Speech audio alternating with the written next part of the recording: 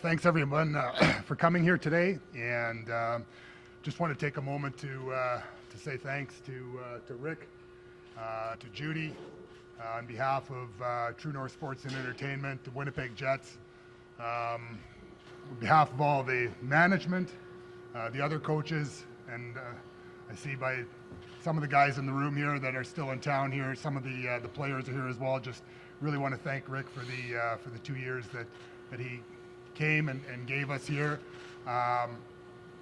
It's kind of poetic, I guess, in a way, to have him getting his first coaching job in the National Hockey League here in Winnipeg and coming full circle and having the opportunity to go out on a note that he did. I'd like to congratulate him on a wonderful career, All-Star Game appearance this year, and to culminate it with being honored as being one of the 3 candidates for the Jack Adams. And again, all the things in the middle. When I got a chance to read the press conference, the press release, about the event here, is what an accomplished career. But I get to know that working with him, the career is second to the person that he really is and what he's brought to the game. So thanks very much, Rick. Thanks very much, Judy, the whole entire family. And I'll turn it over to Rick. Yeah, well, thank you. You talked to me out of retirement 2 years ago, man. Judy and I are all set to call it a day at then. But if I was going to come back to coaching, I couldn't have picked a better place to come back to and to finish my career with. There's a big draw here, obviously, because of our previous experience here. We know the people that run the organization are fantastic people. This is a great organization, and it's a great city to play hockey in. That I knew. And we have a tremendous, passionate following here, and so I couldn't have picked a better place to come back to and to finish my career. We've got great players. I've been fortunate to have a great coaching staff, and all the accolades about the All-Star Game and the nomination, man. It's the players and it's the coaches that got me there. And like I said a couple of times, how many coaches can take the month of November off and still be where we are? The coaches and the players deserve all the credit for that. But yeah, it's been my pleasure to come back. It's been a real honor for me to coach the Winnipeg Jets again. Yeah, we'll move to questions. Hopefully the microphones will be a little louder so we can hear the answers. But please, there's no wireless mic, so please just raise your voices if you could. Start with Paul in the front. Rick, can you take us through the decision from when you first had an inkling to when you knew? Well, honestly, it's walking off the ice after Tuesday night. It is. I didn't like me. I didn't like the way our team played, which is on me. So I was unhappy with myself, unhappy that we had lost, and that bothered me. But as I was standing there and I was looking around, it dawned on me. Coaches have always told me, and I've talked to the older coaches, older than me, and they've always said, you'll know it's time. And when I was looking around, and I wasn't happy with the job I had done, and it just hit me then, like, it's time. Was there a sense that you've taken this team as far as you could? No, I would say it's more of a disappointed that I didn't take that team further. Last one from me. Your words last week talked about you know what you want. You need to meet with Kevin and Mark and you'll let us know. How much of all that included a succession plan? Well, so yeah, when I'm walking off the ice, I told the coaches an hour later that I'm done. I'm finished. I'm going to retire. And they're all looking at me. You sure? you want to take some time on this? But I knew. I knew in my heart it was time. And I think a lot of it goes back to a couple of years ago that Judy and I have always talked about this for 7 years since we left Tampa. When I left Tampa, I had a couple of offers of 3 or 4 year contracts at other teams. I went to Dallas on a 1-year deal. Loved Jimmy Nill, trusted Jimmy Nill. They had Ben Bishop in the net, and I wanted to see if I wanted to keep going. And I loved my time in Dallas, so we've kept going. But there comes a time, and it just right now just seems to be like the time. Go ahead, John. Rick, how much did personal factors play into your decision, your health, Judy's health, going back to the start of last season? Oh, quite a bit. I mean, listen, like I said at the time, those are life-changing moments. They are. They are. And I'm still dealing with some minor issues that I've got to get resolved. The last thing I wanted to happen was to me to come to Chevy and Chipper in November and say, I can't do this anymore. Like, there was no way I was going to let that happen. So there's some issues that we got to get fixed, and they'll be fixed. But there was no way I was going to, if I was feeling it that night, there was no way I was going to get into the season and then say, I'm sorry, I can't do this anymore. I knew then that, okay, I got to take some time here. Was there any sense of, after this feeling that you described on Tuesday night, was there any sense of unfinished business that sort of crept back into perhaps way against? I wouldn't say, no, I'm just, again, disappointed that I didn't get this team further. That's my biggest disappointment, and something I'm going to have to live with. Go ahead, Kelly. Finally getting you, Kelly. Usually you're the first man. It's unreal. Like, where's the respect here? Let's go. Right? All preaching says we're into the off-season now. Rick, just in terms of, you had mentioned you talked to the coaches an hour later. Did you talk to any of the players, or were they hearing this for the first time today? No, I called a few of the players last night that I could. I didn't want them to see it on the email.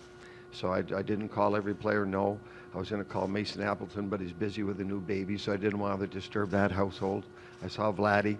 I called Adam and a couple of the other. I called the captains and Bucky. I didn't get to call everybody, no. But I didn't want them to hear about it from somebody else. It had to come from me. You sound like, this was a decision no one was going to change your mind, but did people try to change your mind? Whether it was talking with you or the family or Mark? Oh, listen, my kids are saying, come on, Dad, you can go for 50 years here. Let's go. Right? And that's easy for you to say, right? No, honestly, they know me, and they know that, when I explain everything to them, they know it's time, right? So, I'm going to be watching games. I'll be calling the players, bugging them all the time, and bugging the coaches. So that's all part of it. I'm not going very far, right? The TV's going to be right there, and we'll be watching the games. It's my life. It's the only thing I know. I'm not smart enough to do anything else, so it's not like I'm going to go into anything else. Hockey's my life. Hockey's what I know. One final one, if I may. Well, you go ahead. If you had gone a round or two deeper, would we be still having this conversation today? I don't. Mainly based on what happened. I probably yes and no, but I think it goes back to some of the health issues I got to get fixed. So I think it goes back to that. Go ahead, Sean. Rick, when it comes to pulling off a 4-decade career as a coach, 5. Just well, you're going to say it's going to be 5. I'll age myself. now those are my strong. What does it take as far as support from your kids, your wife, colleagues, players? What does it take to pull off a career like that? Everything. Listen, I'm not going anywhere without Judy's support. Like, as a player, we got bounced around. As a coach, we bounced around. You have those conversations with your family, like, is it time to do something else? And Judy supported this whole thing. Like, we've been together since we were 16 years old, right? So she'd been through the whole ride, right? So she knows. And when I keep telling people this, she's going to miss it more than me, right? When I was walking off the ice the other night, I turned to look at her. She's got the little towel going and everything, so she's going to miss it more than I will. But no, it's just a ride that it's like Adam. Like you grow up in the game. That's all you know. Hockey is all we know as a family.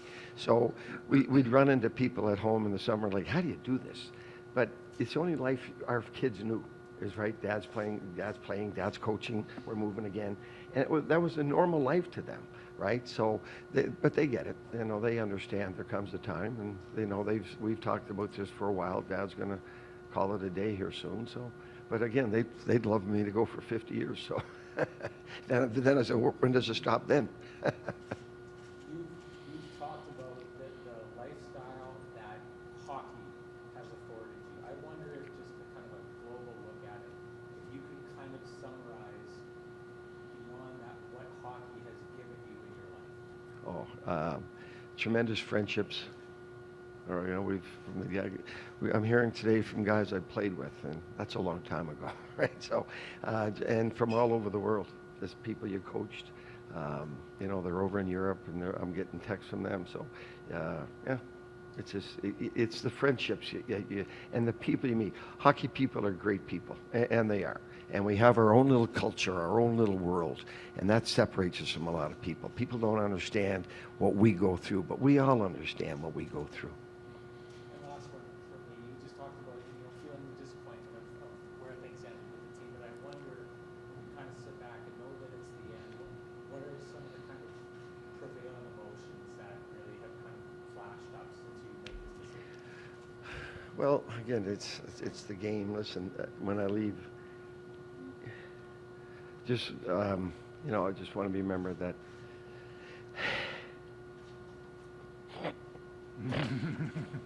it's your fault. I just love the game, right? And I respected the game. I love this league. I respect the league. I hope over my career that it's not winning the Stanley Cup. It's always been important, but over the years as you age, you hope you have an impact on your players' lives, off the ice, on the ice. And that's been more important to me over the last 10 years. I've had some runs at the Stanley Cup, and things happen that are out of your control with injuries and everything. And then you lose the cup and okay, things happen out of your control. What is in your control every day is the impact that you can have on your players, on and off the ice. That is within a coach's control. And I've always taken great pride in that. After a while, you get close to the cup, you lose and you say, God, we're healthy, we could have won that. Well, that's out of your control.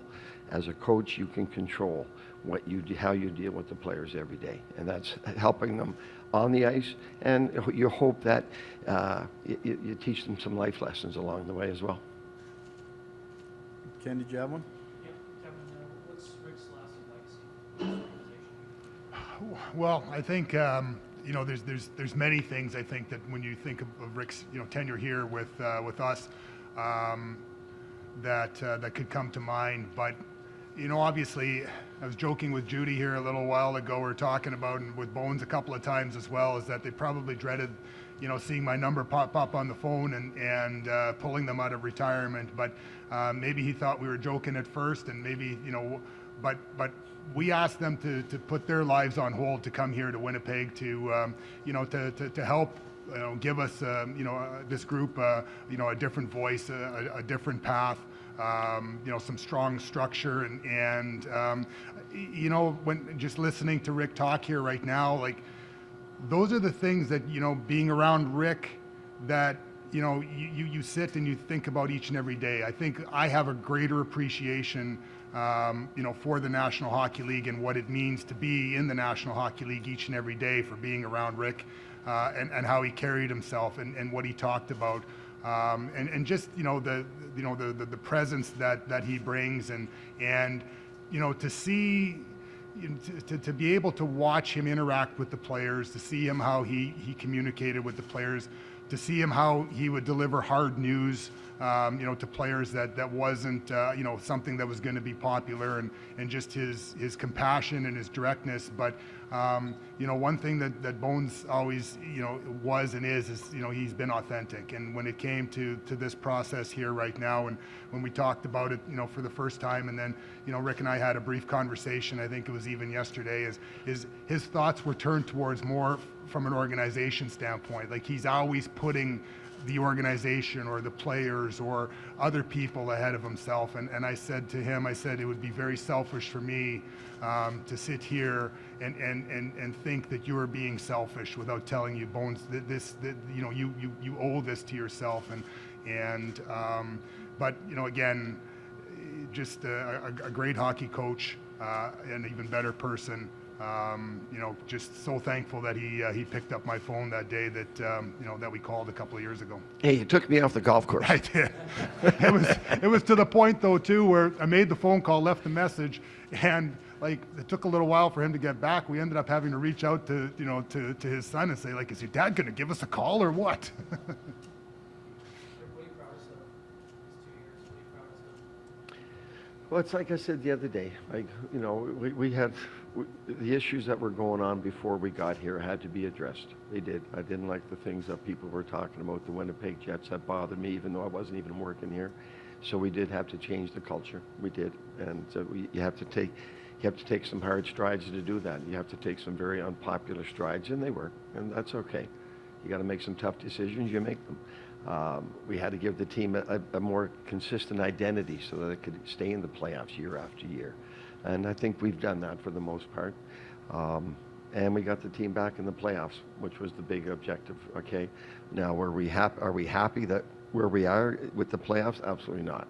There's more to give. This team is better than what we saw in the playoffs, so that's on me.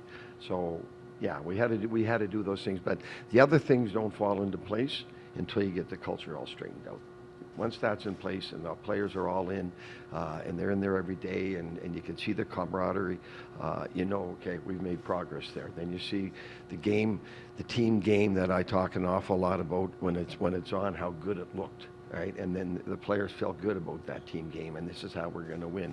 And we came up short of all of our objectives, and the players are just as disappointed as all of us are, and they are. They're the ones that have to go out there every night and work and compete, take hits, block shots. They're the ones paying the price, so they're disappointed as well. But there's a growth in that.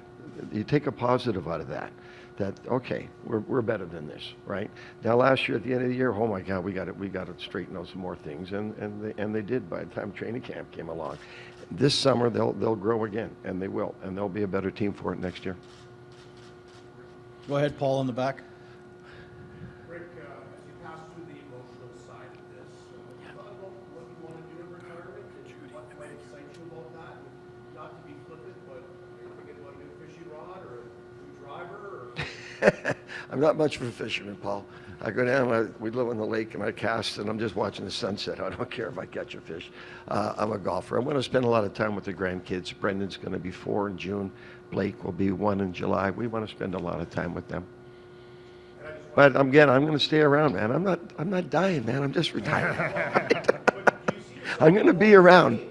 But, sure. Yeah, I'll call you when you, right? When you screw up. Go ahead over here.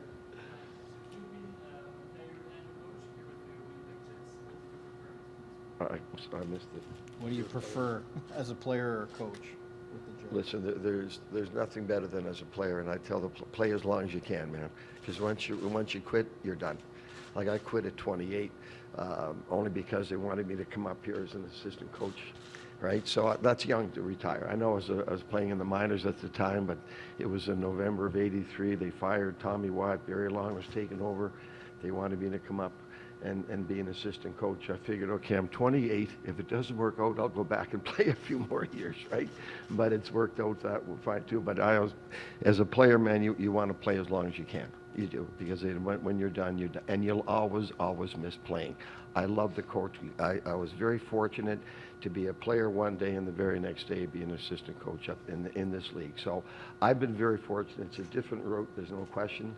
But I love playing, but I love coaching too. So it's the best thing. If you can't be a player, coach, because it keeps you in the room, keeps you behind the bench, it keeps you in the action. And that's what we all love.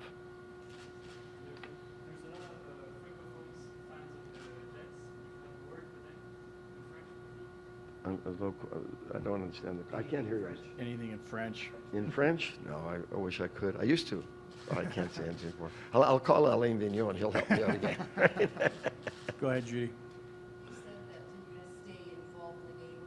Would you consider kind of a consulting role, or is that something you've been on? No, we haven't even gone there. No, it's too early for that. But yeah, I'll be around. How much input might you have in this succession? That's, we haven't even gone near that. That's like Chevy and Chipper, Larry and Zinger. They'll take care of all that.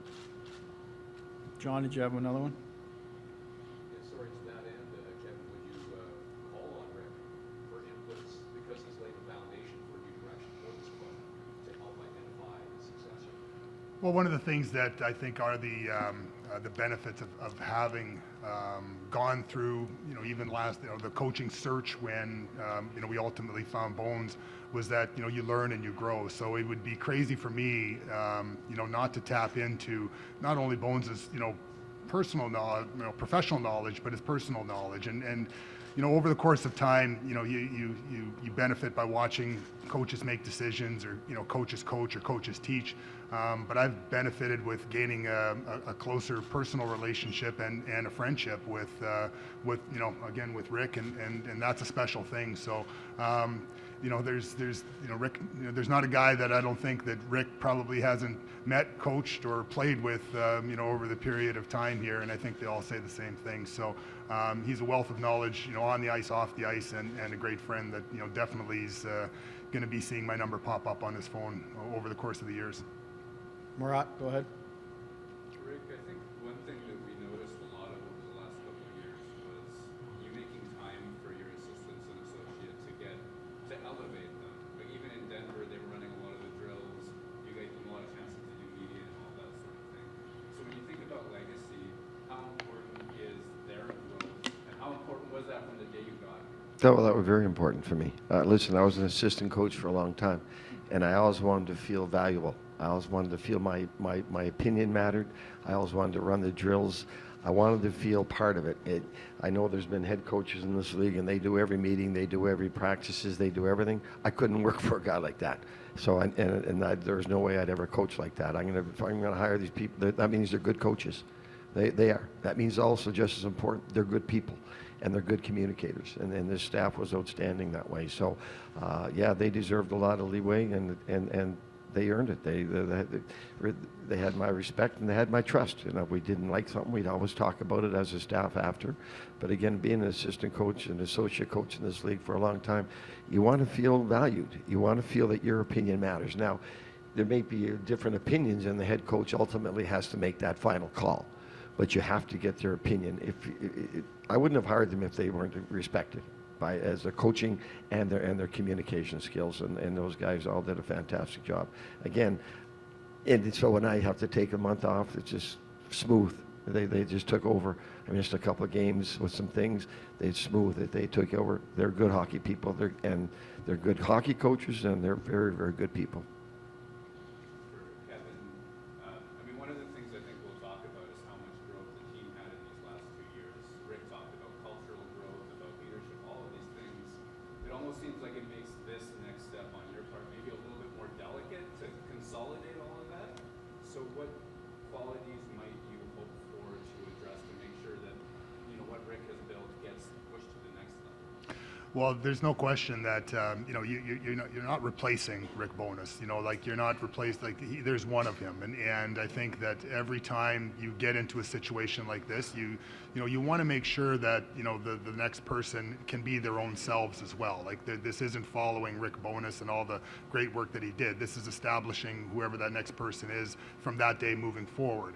But I think it does take the special acknowledgement to understand, the different levels of foundations, that have been put in place here. And one of the things, I guess it kind of goes back to the legacy question here, that I'm extremely, extremely proud of, is having the conversations with Bones and the coaching staff, and their passion for wanting Adam Lowry to become captain, and what that embodies, what that will embody in a Winnipeg Jet, and that moving forward. Those are things that again are going to stick out for me, and certainly as we evolve and move forward here. But and it goes even back to the exit meetings here right now, when we talk to the players, that feeling of not being satisfied, that came from the coaches and came from the players, that we need to go home, we need to get 10% better, we need to get 5% better, whatever percent better, work on your deficiencies, work on that came from the leadership group. That was guys like Scheif and JMO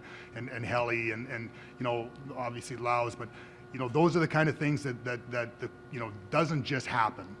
It's something that the coaches instill, and you want that next person to pick up on their own ways, but obviously, understanding that, we need to continue what was being built here. Okay, Bartley, and then Freezer, and then we'll wrap it up here. Go ahead, Bartley. What aspect of coaching professional hockey in 2024 do you feel the most surprised Rick Bowness in 1980? I'm sorry, I didn't hear. Say that again. What aspect of coaching in 2024 would most surprise you back in 1980? Back in 1980? Younger Rick What Bowness. what aspect? younger? Yeah. Almost like What's the difference between now versus the younger Rick Bowness coaching? In the I'm a lot calmer. I am. Used to do some crazy things. Don't you guys laugh over there. No, there's been a ton of changes in the game, and you have to grow with it. So you're coaching in the 80s, which I did, a whole lot different than the coaching today. In a lot of those teams in the 80s, guys had played in the minors. They understood the game a little bit better. They weren't force-fed into the National Hockey League. Over the last 5 decades, the kids are coming in now, and they need a lot more coaching. They need a lot more of your time, and how you deal with them is so your words, your tone is just about as important as the words you use today. More so the tone today than before. They're not as thick-skinned, and you got to be patient with them, which is fine. And that's what coaching in today is. So there's a huge difference between how I coached in the 80s when I mean, don't forget, I was a player on a Tuesday, and on Wednesday I'm an assistant coach. I had no idea what I was doing, so I'm going to bring some passion to the game, and we'll work from there. But now it's a lot more involved. There's a lot more teaching involved, there's a lot more coaching involved, and there's a lot more patience involved. And you have to be able to communicate with your players. And again, some of these conversations they don't want to hear, right? They don't. But you can't be afraid to have those conversations. And you just got to get things on the table, and you work from that. But there's a huge difference in the game today, so much faster, so much better than it was in the 80s. The 90s, we slowed the game down to a crawl. So the game is right now is in great shape. It's fast, it's exciting. The league's in great shape, but there's a big difference between how coaches coach today than when we did back then, back in the day. Do you ever think you're too honest? Too blunt for today's way? You have to be true to yourself, man. That's the biggest thing. You got to be true to yourself, right? So, my goal was never to be the best coach in the league. My goal was to be the best coach I could be. And to be that, you've got to be honest with yourself. So I have to be honest with myself. Again, if they don't like hearing it, I mean, deal with it, right? Deal with it. You know how hard it is to win a Stanley Cup? You got to have thick skin, right? You got to be tough. You got to be mentally tough to get there. So if it toughens them up a little bit, that's fine too. But more important, as a coach, you got to be honest to yourself. You got to be true to yourself, and you got to do things your way. Any regrets? No. The last I've one- done some dumb things, but you learn. What can you tell us about the process of the coaching hire?